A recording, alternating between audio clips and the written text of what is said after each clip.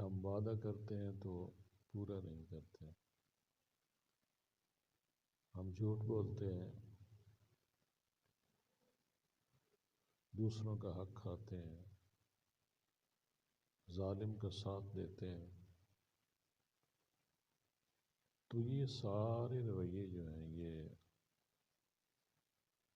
ہماری دین اسلام کے صریحاً مخالف ہیں۔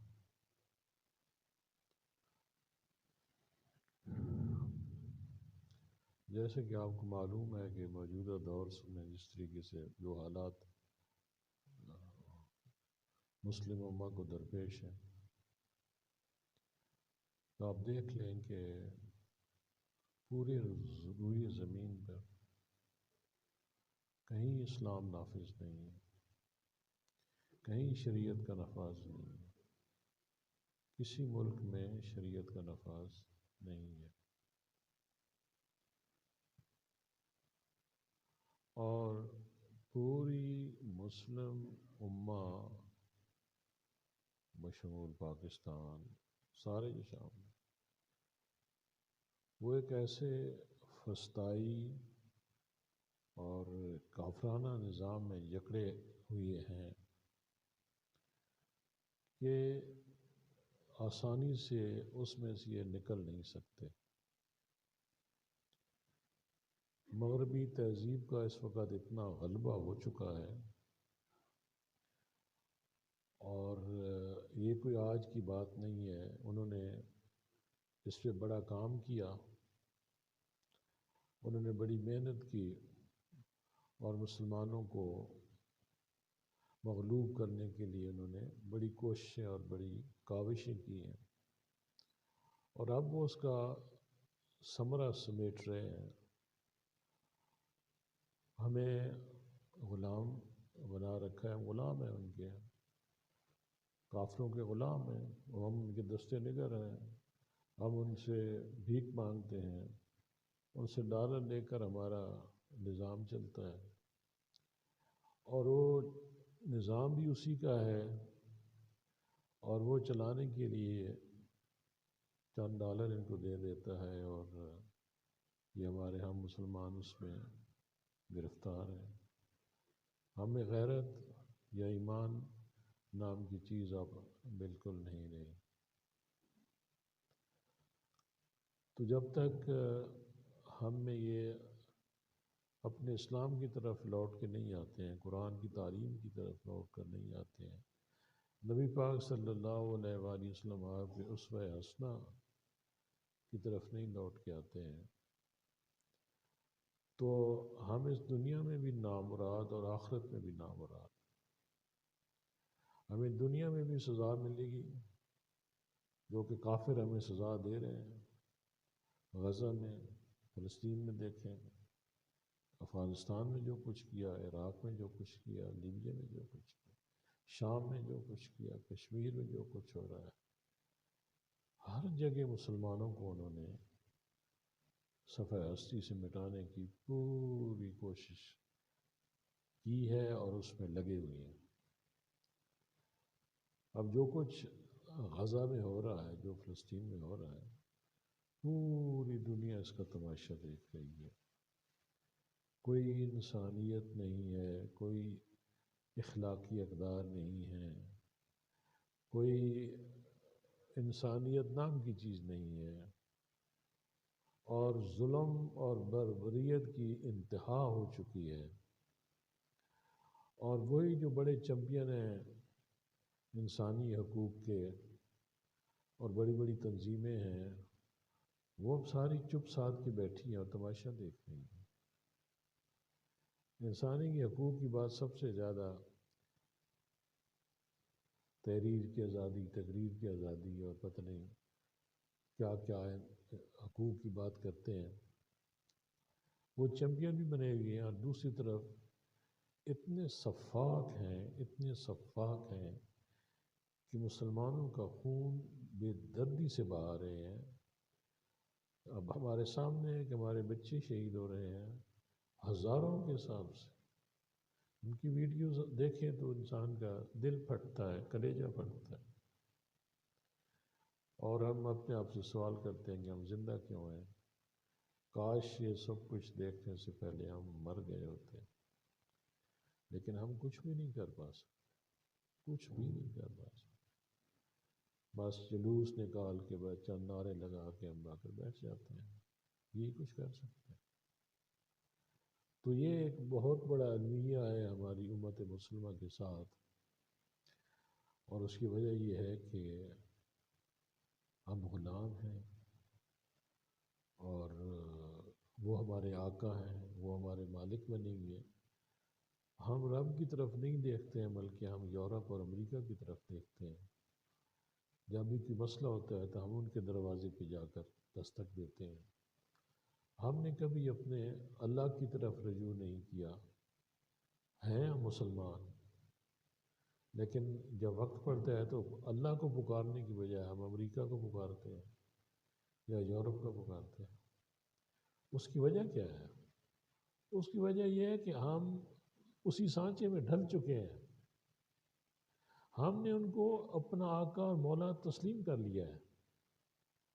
اور ہم یہ سمجھتے ہیں کہ یہی ہمارے دکھوں کا مداوع کر سکتے ہیں، یہی ہماری مشکلات حل کر سکتے ہیں۔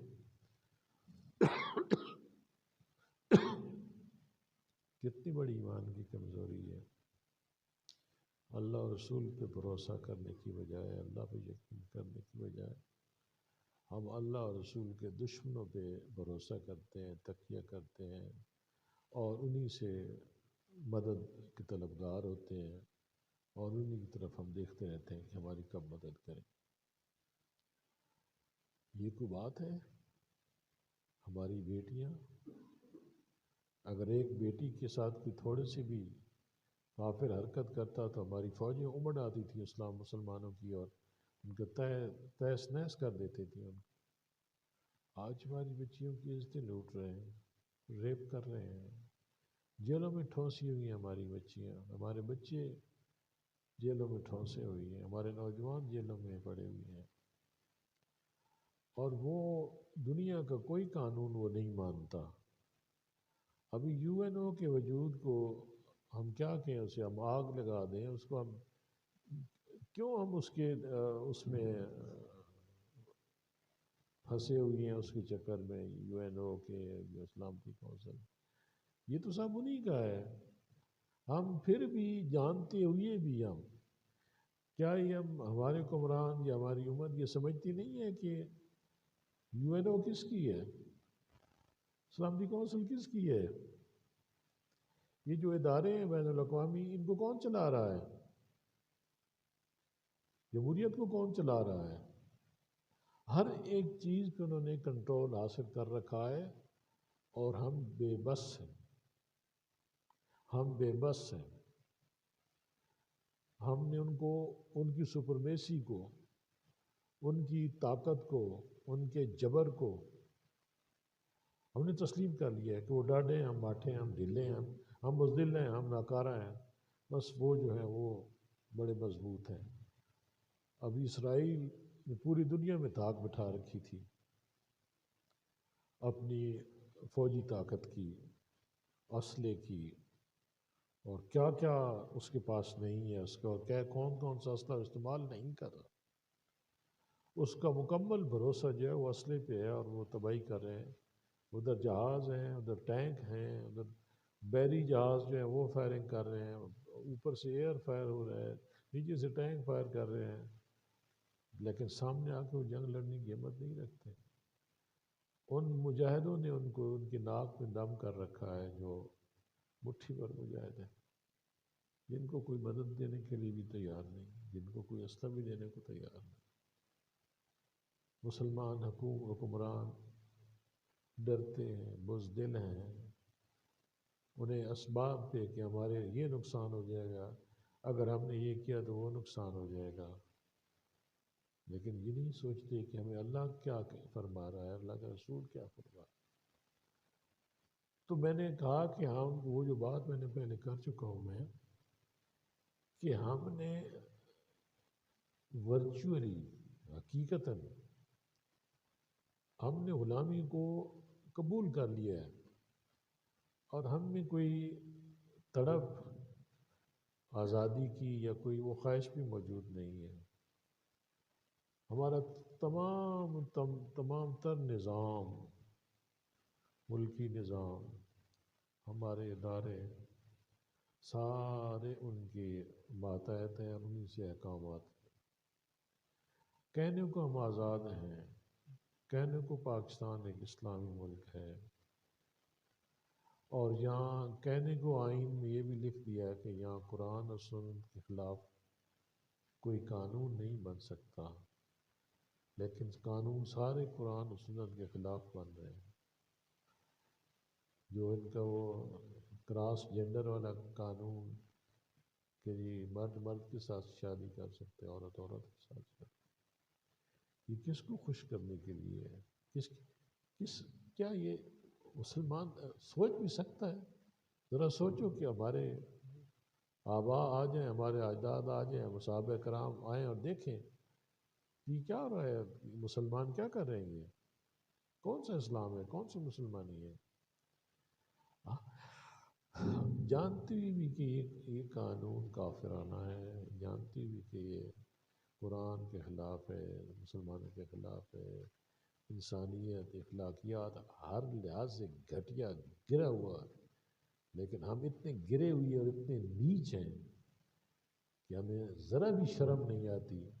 کہ اپنی اسمبلیوں میں ایسے ہم قانون لے کر آتے ہیں، صرف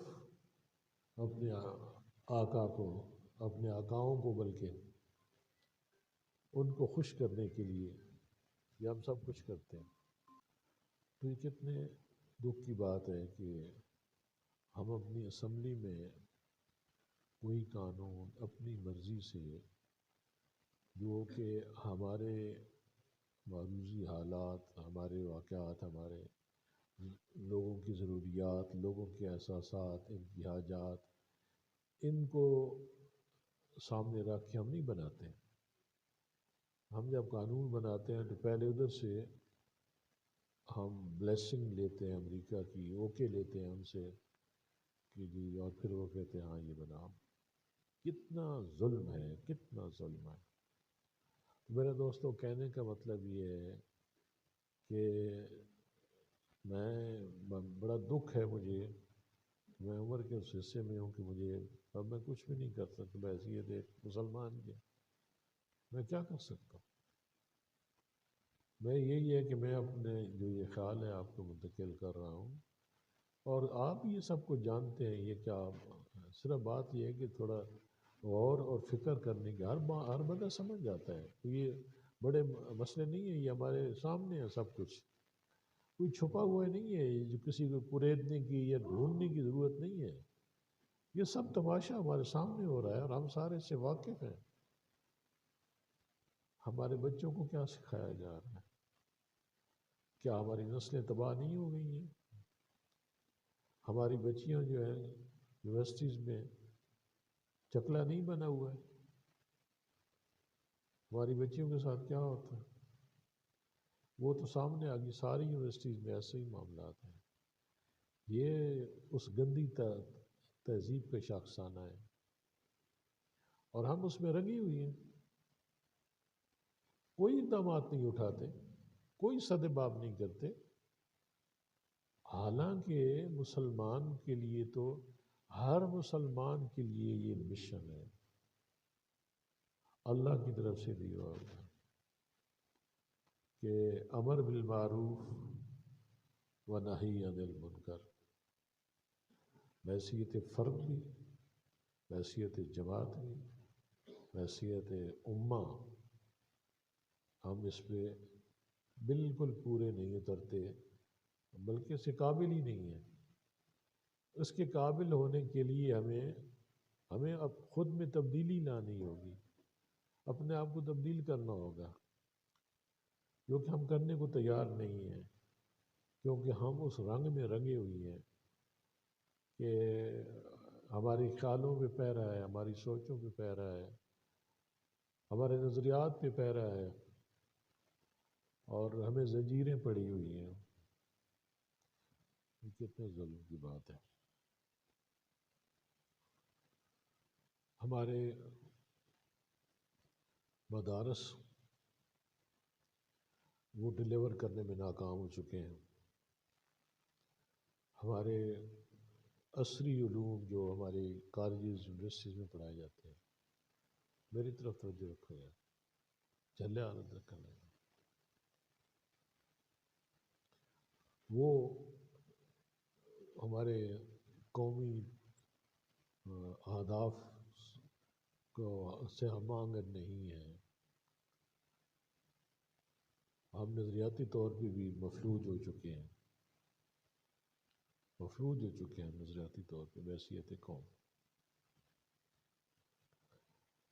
اب جیسے ہم ایک تحریک لبیک پاکستان دین کو تخت پہ لانے کے لیے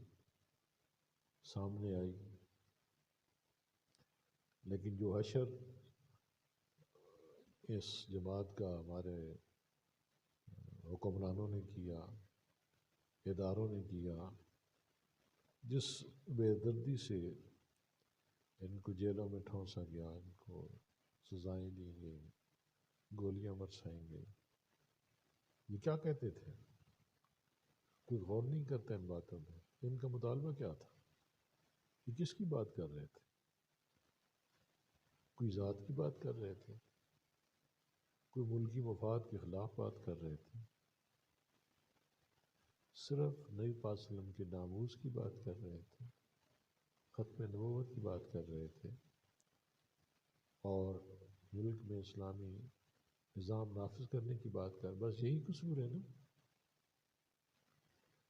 اس ایک قصور کے لیے پورا ملک متحد ہو گیا، تمام سیاسی جماعتیں، حکمران، بین الاقوامی اسٹیبلشمنٹ، بین الاقوامی قوتیں، کہ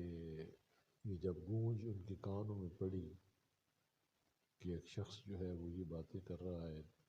شریعت کے نفاذ کی، دین کو تخت پہ لانے کی بات کرتا ہے،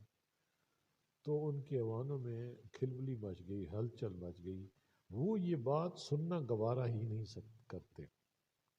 وہ سب کچھ گوارا کر لیتے ہیں. میں پہلے کی نے فرض کیا کہ وہ آپ نمازیں پڑھیں، آپ مسجدیں بنائیں، آپ قرآن پڑھیں، آپ حج کریں، آپ روزے رکھیں، وہ آپ کو خود ادارے بنا کر دیں گے، مسجدیں بنا کر دیں گے، انہیں کوئی مسئلہ نہیں ہے. لیکن جب آپ بات کرو گے ہم اپنا نظام لانا چاہتے ہیں، تو کیا کہتے ہیں کہ بچے لگنے ہو، پتر لگنے ہو، یہ کام تو اسی نہیں ہونے دینا، یہ کام تو ہمیں نہیں ہونے دینا. ابھی دیکھو نا جو کچھ میں نے پہلے آپ کو گن گن کے بتایا ہے، ان ملکوں کو انہوں نے کیسے برباد کر دیا. اب پاکستان بچا ہوا ہے تو اس لیے کہ پاکستان نے ان کی لائن ٹو کر لی ہے، ان کے ساتھ نتھی ہو گیا. تو وہ کہتے ہیں کہ یہ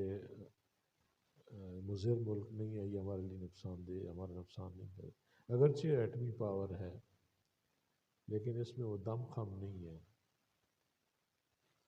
کیونکہ انہوں نے ہمیں اتنا کمزور کر دیا ہے، ہمیں اتنا بے ایمان کر دیا ہے، اتنا ہمیں پست کر دیا ہے، ہمیں اتنا ذہنی پستی میں ہم چلے گئے ہیں کہ ہمیں کوئی تڑپ، کوئی امنگ، کوئی ایمان، وہی بات ہی کوئی نہیں ہے. تو میں بات کر رہا تھا کہ میں پہلے بھی کیا کہتا تھا علامہ خادم صاحب رضوی رحمۃ اللہ علیہ، میں یہ بتاتا تھا کہ حضور یہ جو آپ کام شروع کیا ہے اس کا انجام مجھے یہ کامیابی نظر نہیں آتی، اور یہ لوگ کبھی بھی ہمیں آگے نہیں بڑھنے دیں گے، اور یہ کوئی بھی اسلام نہیں چاہتا، کوئی بھی دین نہیں چاہتا. جس رنگ میں یہ رنگے جا چکے ہیں، اور جو طرز زندگی یا وے آف لائف انہوں نے اپنا لیا ہے، اس میں دین کی گنجائش نہیں ہے، اس میں اسلام کی گنجائش نہیں ہے. اس لیے آپ جو باتیں کر رہے ہیں یہ اس کے لیے بڑی منصوبہ بندی کی ضرورت ہے، اور پھر اکیلا پاکستان میں، اور تو ابھی آپ کے سامنے وہ سارا معاملات ابھی تحریک کے جو معاملات جیسے چل رہے ہیں، میں اس پہ زیادہ گفتگو نہیں کرنا چاہتا، لیکن میں ایک مثال دینا چاہتا ہوں کہ دین کو تخت پہ لانا اس ماحول میں، اس نظام میں بڑا مشکل ہے، کیونکہ یہ نظام آپ کو ایکسیپٹ ہی نہیں کرتا۔ یہ جو ہمارے ملک میں نظام راج جمہوریت جو ہے، یہ جو کافرانہ نظام ہے، یہ اس میں آپ کی گنجائش ہی نہیں ہے، دین والوں کی گنجائش ہی نہیں ہے، اور اس میں گنجائش ہے تو جو لبرلز ہیں، بے دین ہیں، غیر کے ایجنٹ ہیں، وہ ان کی گنجائش ہے، موجود ہے۔ اگر تحریک آگے بھی بڑھتی ہے تو یہ سیاسی کلچر ایک ایسا ہے ہمارے ملک میں کہ یہ اپنا دامن نہیں بچا سکتے، یہ بھی اس کی جو آلائشیں ہیں یا اس کی جو گندگی ہے، جو غلاظت ہے، وہ اس سے اپنے آپ کو نہیں بچا سکتے، کہیں نہ کہیں یہ اس غلاظت کی چھینٹیں ان پہ بھی پڑیں گے، کیونکہ یہ معاملات ہی ایسے ہیں۔ جب آپ یہ سیاست آ کر کرتے ہیں، ملک میں دین کی سیاست کرتے ہیں، جہاں آپ کے لیے گنجائش ہی نہیں ہے سرے سے،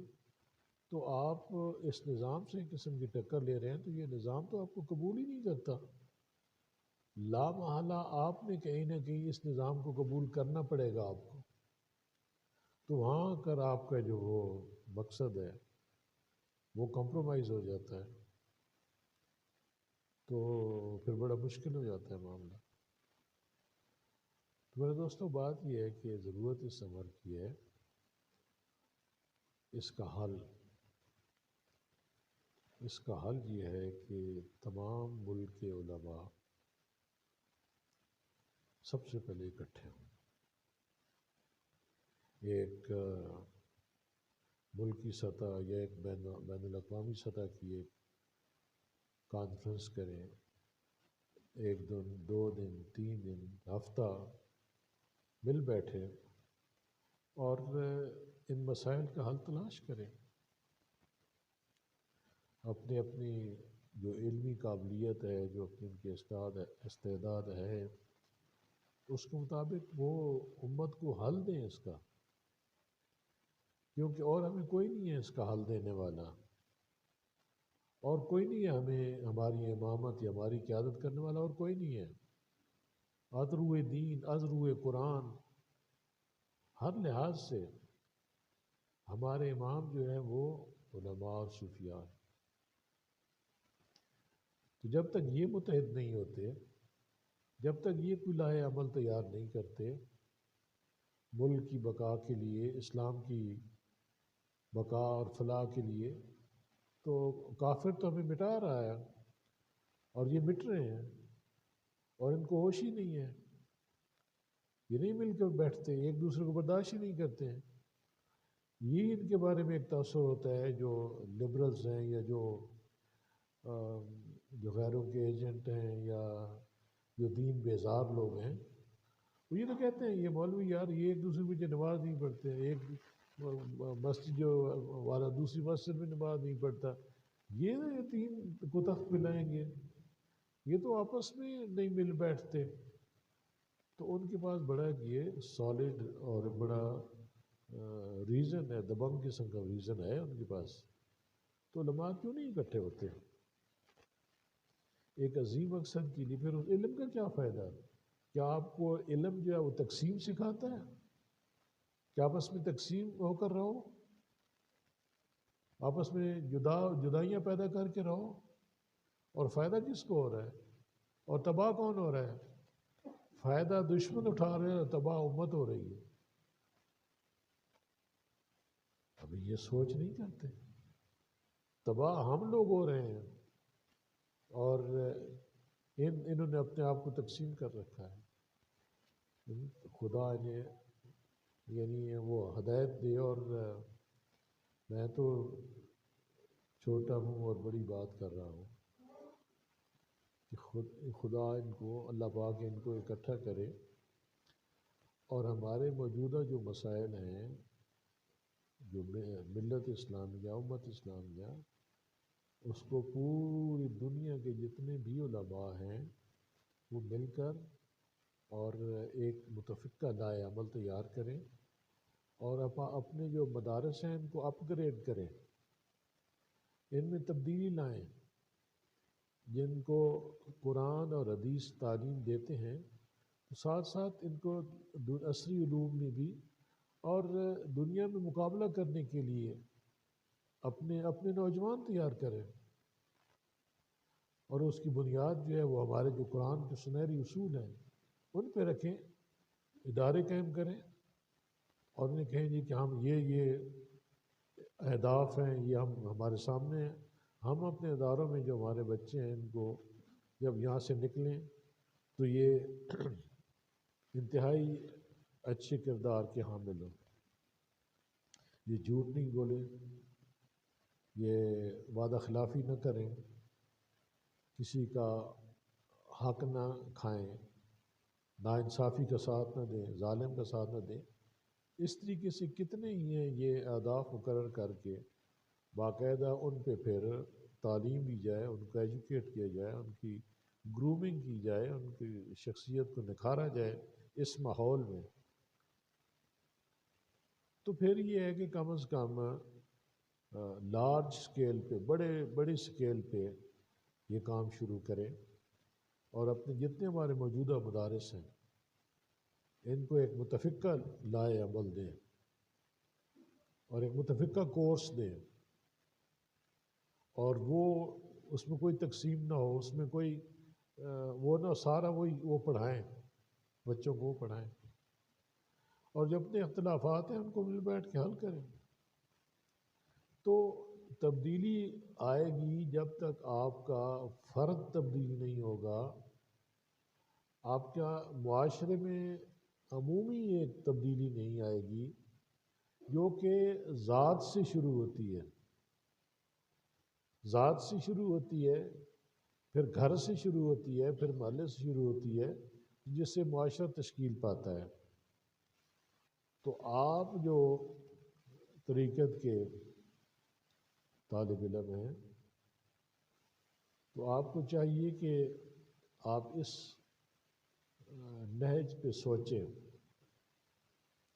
کہ اپنی اصلاح سب سے پہلے عہد اللہ پاک سے عہد کریں۔ آپ نے مرشد کے ساتھ ایک عہد کیا ہے، بیعت کا مقصد ہی یہی ہوتا ہے۔ اگر اس کو مطلب کو آپ سمجھ گئے ہیں تو پھر تو سارا مسئلہ حل ہو جاتا ہے کہ آپ مرشد کی بات مانیں، اس کی تعلیمات پہ عمل کریں، وہ آپ کو اچھا راستے پہ لگائے گا، وہ آپ کو برے راستے پہ نہیں لگائے گا، اور وہ آپ کی تربیت کرے گا، آپ آگے لوگوں کی تربیت کریں، اور اس سوچ کو عام کریں کہ ہم نے تبدیل ہونا ہے، خود کو تبدیل کرنا ہے، اپنا ماحول تبدیل کرنا ہے۔ آپ اندازہ لگائیں کہ آپ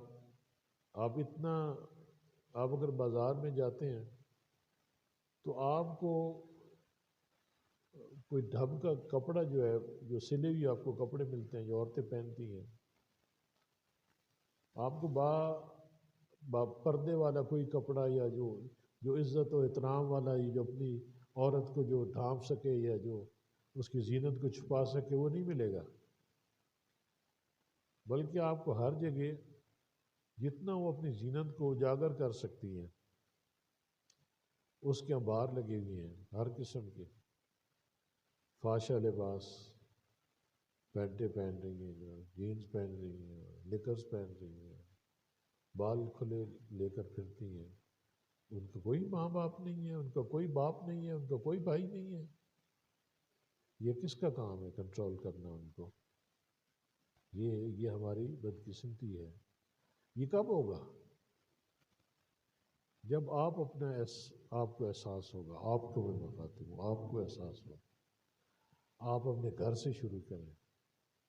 پہلے اپنے آپ سے شروع کریں، عہد کریں کہ ہم کبھی جھوٹ نہیں بولیں گے، ہم کبھی عہد شکنی نہیں کریں گے، ہم کسی کا حق نہیں کھائیں گے، ہم کسی پہ ظلم نہیں کریں گے، ہمیشہ مظلوم کا ساتھ دیں گے، ظالم کا ساتھ کبھی بھی نہیں دیں گے۔ تو پھر دیکھنا کہ کیسے ہم لباس اپنا پہنیں گے، ہم فروغ دیں گے تو اپنے اسلامی اقدار کو فروغ دیں گے، غیروں کے نشانوں کو مٹائیں گے اور اپنے نبی کے نشانوں کو زندہ کریں گے۔ جب یہ سوچ اب لے کر آگے نکلیں گے تو دیکھنا پھر تبدیلی کیسے آتی ہے،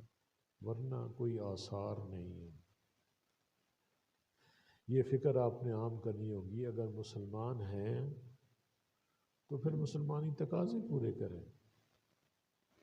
پھر ہم شریعت کی ہر بات پہ عمل کریں، اور کوئی بھی قدم اٹھانے سے پہلے ہم یہ سوچیں کہ کیا شریعت کے ترازو میں اس کی کیا حیثیت ہے، اس کو تولیں، اس کا وزن کریں۔ تو شریعت جس سے منع کرے وہ نہ کریں، جس کا حکم دے وہ کریں، کوئی بڑی بات نہیں۔ ہم بڑا سادہ سا ہمارا مذہب ہے، ہمارا دین بڑا سادہ ہے، کوئی مشکل نہیں ہے اس میں، اور اللہ پاک نے ہمارا نظام ہی ایسے بنا رکھا ہے کہ پھر جو اہل ذکر ہوتے ہیں یا جو اہل طریقت ہوتے ہیں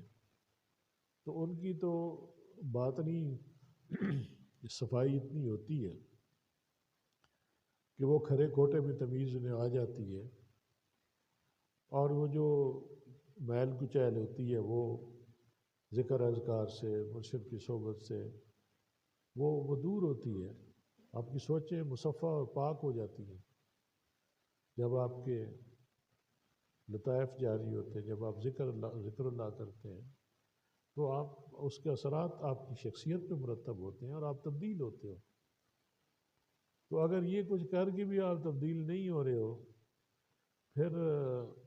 کوئی فائدہ نہیں ہے اس کام کا۔ اس لیے اگر آپ نے چاہتے ہو کہ ہم سے اللہ پہ راضی ہو جائے اور ہم دنیا میں کوئی اچھا کام کر جائیں تو اپنے آپ کو بدلو، اپنے